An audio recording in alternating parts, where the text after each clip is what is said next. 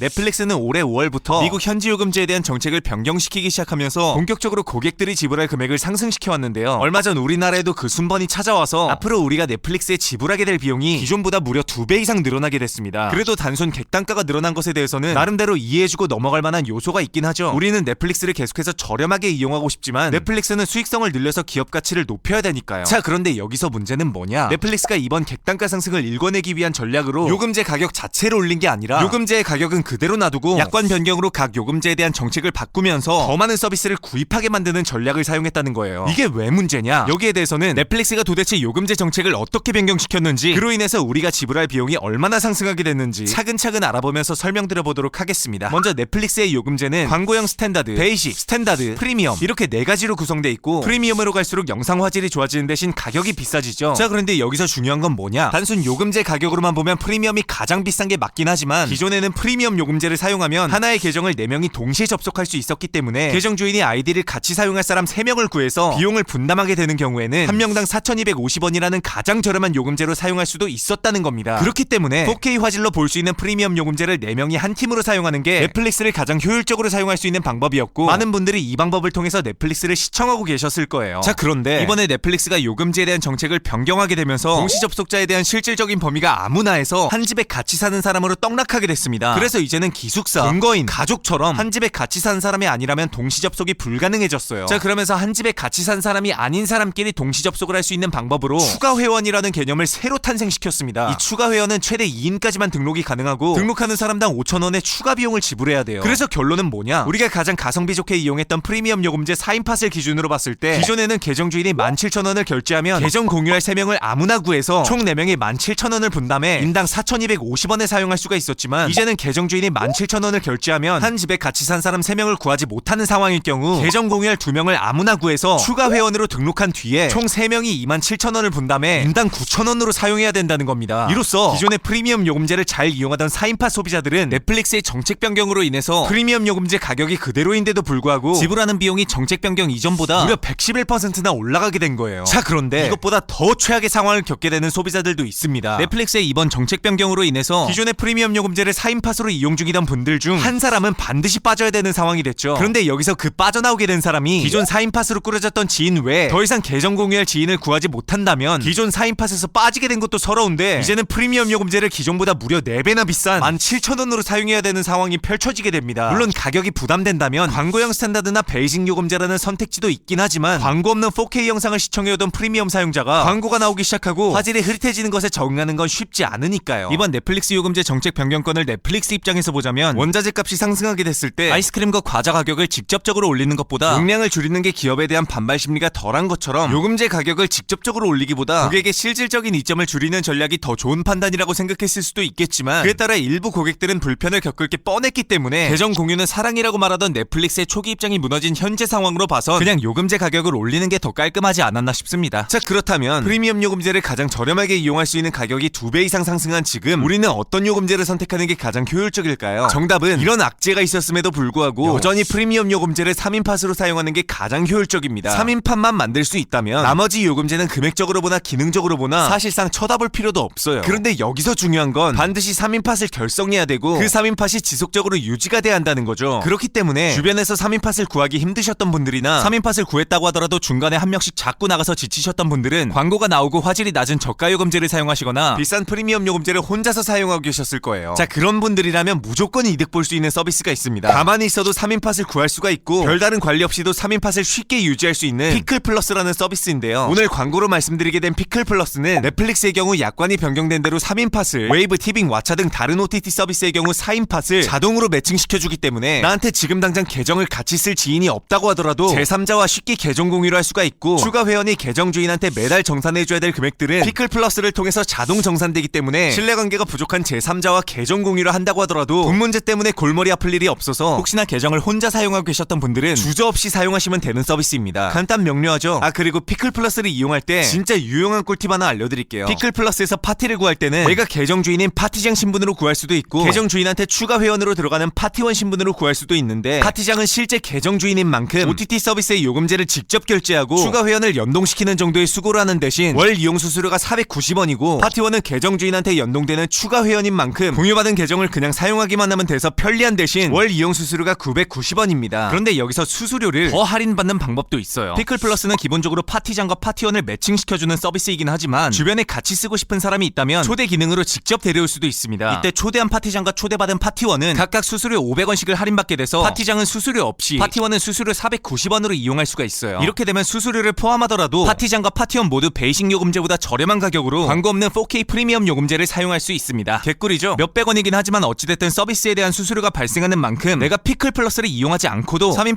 4인팟을 주변 지인들 사이에서 쉽게 구할 수 있고 정산금의 관리도 지인들과 별 트러블 없이 관리가 되면서 이 모든 과정이 귀찮다고 생각들지 않는 분들은 아무리 광고지만 냉정하게 말씀드려서 피클 플러스가 꼭 필요하다고는 못할 것 같아요. 하지만 3인팟 4인팟을 구하는데 어려움을 겪고 계시거나 파티원이 정산금을 제때 보내주지 않아서 신경이 쓰이고 계시거나 파티원들이 잦은 이탈해서 스트레스 받고 계신 분들이 있으시다면 이점만 생길 뿐이지 손해가 발생할 일이 아예 없는 국내 1위 OTT 계정 공유 플랫폼 피클 플러스, 정말 강력 추천드립니다. 자, 오늘 영상 여기까지고요. 저는 호갱구조대의 김호갱이었습니다.